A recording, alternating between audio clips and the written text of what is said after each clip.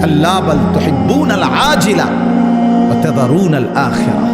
আল্লাহ তাআলা বলেন, বান্দা আর কিছুই নয়, মূল কারণ তোমরা দুনিয়াকেই প্রচন্ড ভালোবেসেছো, আখিরাতকে ছেড়ে দিয়েছো। আসল কথা হইল তোমাদের কাছে আখিরাত। কেন ছেলেরা নামাজ পড়ে না? কারণ আখিরাত তার কাছে মোটেই কিছু না।